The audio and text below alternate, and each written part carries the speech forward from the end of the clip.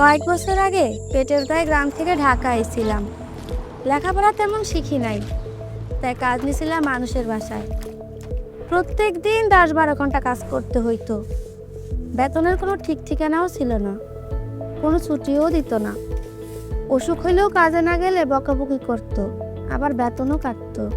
বাসায় রান্নার মেশিন, কাপড় ধোয়ার মেশিন কেমনে চালাতে হয় জানতাম না, এজন্য কোনো জিনিস নষ্ট হইলে বকা দিত, আবার হঠাৎ করে কাজ থেকে বাদ দিয়েও দিত। শারীরিক মানসিক নির্যাতনেরও শিকার হয়েছি। অনেক সময় কাজের বুয়া বললে অসম্মান করত, মনে হইতো এমন অসম্মান নিয়েই বাইচা থাকতে হইব সারা জীবন। হঠাৎ একদিন এক আপার কাছে শুনলাম সুনীতি নামের এক প্রকল্প থেকে আমাগোর মতো বাসায় বাসায় যারা কাজ করে তাদের উন্নয়নের জন্য প্রশিক্ষণ দিব, আবার আমাগো পেশার স্বীকৃতির জন্য অনেক উদ্যোগও নিব। যা কথা কইলাম ওনাদের সাথে। প্রথমে আমি সব 20 জন গৃহকর্মী নিয়ে একটি দল তৈরি করলো। তাদের সাথে মিটিংয়ে এই প্রথম সম্মান পাইলাম গৃহকর্মী হিসেবে। এরপর 4 দিনের জীবন দক্ষতা প্রশিক্ষণ পাইছিলাম। ওইখান থেকে নিজের যোগাযোগ দক্ষতা বৃদ্ধি, নিরাপত্তা নিশ্চিত, স্বাস্থ্য সুরক্ষা, সাক্ষরতা, জরুরি প্রাথমিক চিকিৎসা সহ আরো অনেক কিছুই বিস্তারিতভাবে শিখতে পারছিলাম। এর কয়েকদিন পরেই পাইছিলাম 10 দিনের পেশাগত দক্ষতা প্রশিক্ষণ। এই প্রশিক্ষণে লন্ড্রি, ঘর ও রান্নাঘরের পরিষ্কার পরিচ্ছন্নতা, ইলেকট্রনিক যন্ত্রের ব্যবহার, 18 রকমের রান্না, পরিবেশন, অপচয় না করে জিনিসপত্র ব্যবহার ছাড়াও গৃহস্থলে আরো অনেক কাজ শিখছিলাম।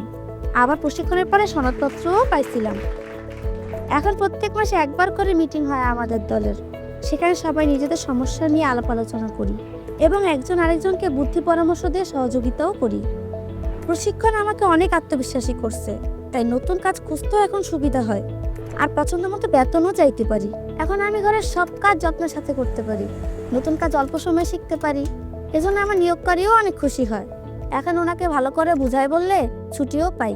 এর পাশাপাশি এখন আমরা আমাদের গৃহকর্মী আপাদের নিয়ে অনেক মিটিং করি। সেখানে আমরা আমাদের সমস্যা ও দাবির কথাগুলো বলি। গৃহকর্মীদের সুরক্ষা ও কল্যাণের জন্য যে নীতিমালা আছে তা অনুযায়ী সাপ্তাহিক ছুটি, সঠিক বেতন আর কর্মঘণ্টার জন্য দাবি জানাই। এখন আর নিজেকে গৃহকর্মী পরিচয় দিতে লজ্জা লাগে না। আমি এখন আগের থেকে নিরাপদ পরিবেশে কাজ করি। প্রশিক্ষিত ও দক্ষ হওয়ায় বেতনও বেশি পাই।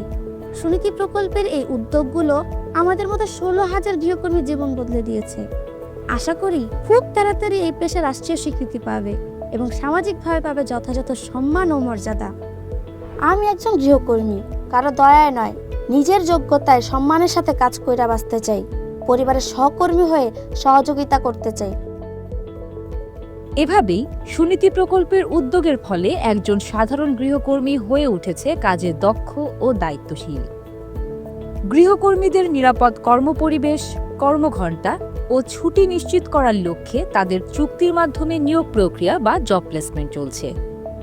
ঢাকা শহরের বিভিন্ন এলাকায় সুনীতির 16,000 প্রশিক্ষিত গৃহকর্মী থেকে গৃহকর্মী পেতে হলে যোগাযোগ করুন বিভিন্ন হাব অফিসে।